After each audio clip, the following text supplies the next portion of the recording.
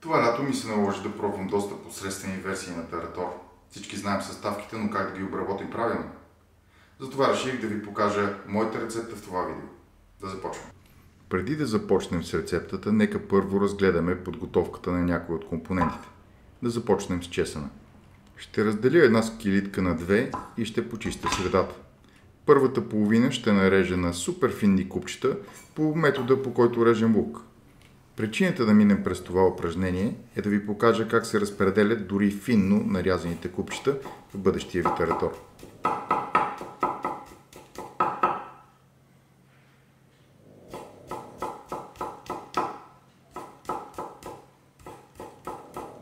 Ако обърнете внимание, те са навсякъде и са ясно видими.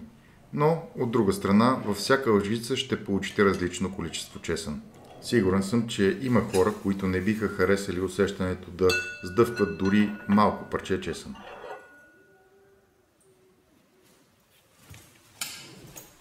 Затова имам решение.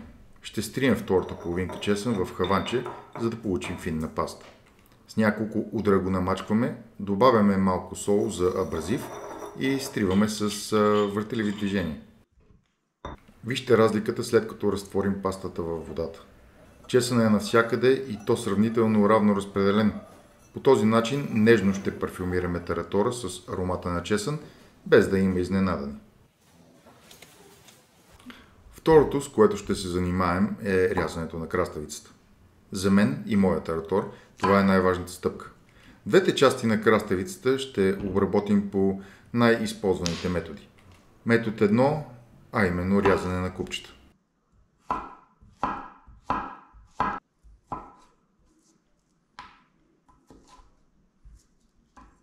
Тези купчета ми изглеждат с големината на тараторите, които ми сервирах.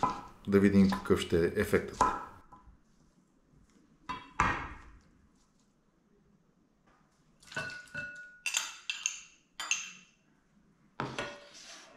Изключително неконсистентно количество краставица във всяка лъжица. Също така, след около 10 загревания ще останем без краставица. Втората част ще настържим на ренде. Още един популярен начин да се прави таратор. Първият и основен проблем е, че при настъргването на краставицата, заради натискането към рендето, тя губи много сокове, което означава, че клетъчните стени се пукат и тя вече не е хрупкава. Вторият проблем е, че въпреки по-доброто й разпределение във водата, тя остава най-вече на повърхността, което отново ще доведе до изгреването й, средата на таратора. Преди да започнем с същинската рецепта, бих искал да спомена, че над 90% от вас гледат видеята ни, но не са абонирани за канала. Моля, направете го. Или поне оставете коментар под това видео как може да подобрим канала, за да го харесате. Благодаря. Да преминем към таратора. Ще ни трябва съд. Моето съотношение е към една кофичка кисело мляко с висока масленост. Добавям една средно голяма краставица и една скилитка чесън. Ако за разлика от мен не сте почитател на чесъна, може да сложите половина. Най-лесният начин да извадите киселото мляко от кофичката е да пробиете дупка в дъното. Това позволява да влезне въздух и млякото просто да изпадне.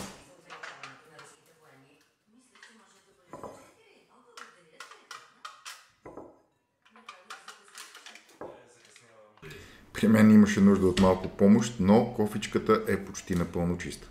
С тел ще разбием млякото преди да сложим в водата, за да избегнем бучки. В този случай не е нужно дълго разбиване, но за бъдеще ще ви дам съвет. Различните движения при разбиването използват различни мускулни групи.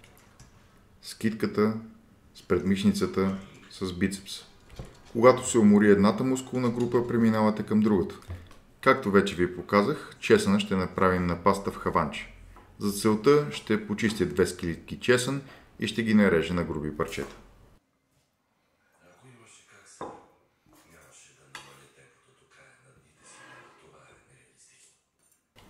В хаванчето добавям и обилно количество сол. Не забравяйте, че до момента не сме осолявали нищо. Смачкваме, стриваме и обираме страните на хаванчето с лъжица.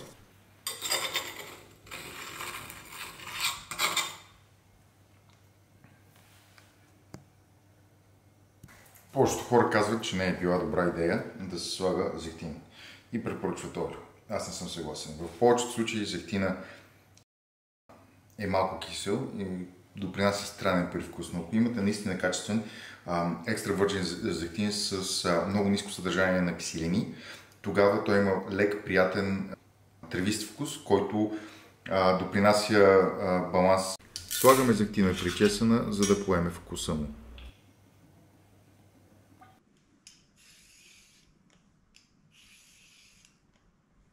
Краставиците аз беля, така че да оставим малко от кората. Много от вас няма да са съгласни с мен, но по този начин тараторът ще изглежда по-добре с видими тъмно-зелени парчета краставица. Освен това ще имаме по-разнообразна текстура и вкус. Нарязвам краставицата на 3 или 4 парчета, в зависимост от дължината й. Използвайте дължината на равната част на ножа ви като мерителна единица. Всяка от частите разделям на 3 или 4, отново в зависимост от дебелината на краставицата. Искате всяко парче да е с дебелина около 1 см. Ето и как аз режа краставицата. На ленти с дебелина 1-2 мм. Това позволява тя да е тънка, но хрупкава, защото не сме я натискали в рендето. Също ще се вкуси много по-лесно, а и разпределението й в таратора ще е много по-добро, без риск да я изгребем преди да сме свършили с хапването.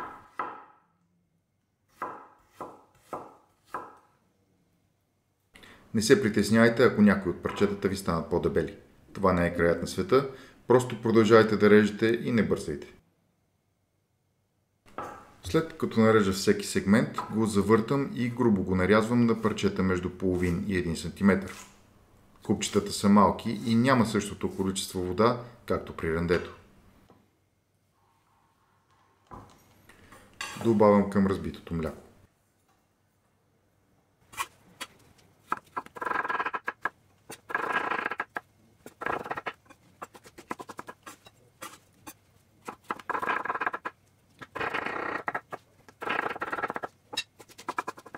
Може да пробвате метода с белачката, но резултата не е страхотен.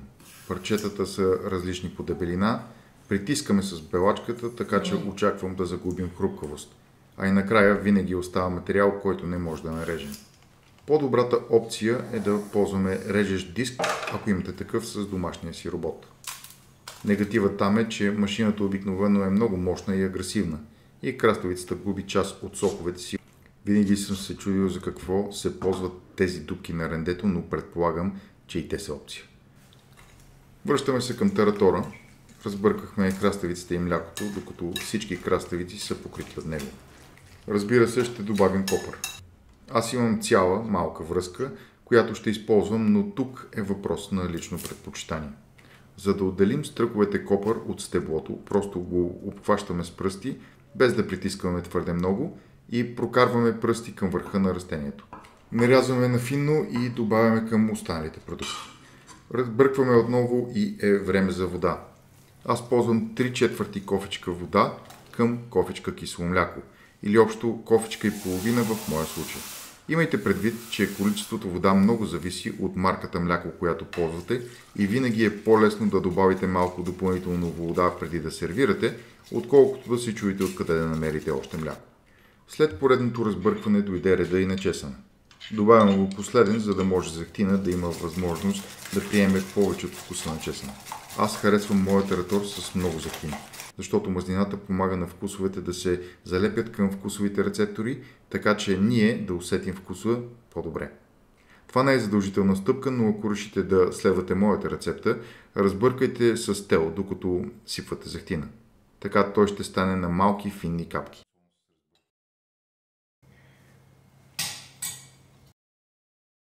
Прибираме в хладилника и препоръчително да оставите поне 24 часа. Тогава таратора става много по-вкусен. Ако нямате време, разбира се, може да го хапнете в момента. Финалното нещо, което искам да ви покажа, е в всяка лъжица, независимо от къде гребвате, имате краставица, която за разлика от настърганата е все още хрупкава, а за разлика от големите парчета, самата краставица е доста по-вкусена. Финалното нещо, което трябва да направим, е да тестваме за сол.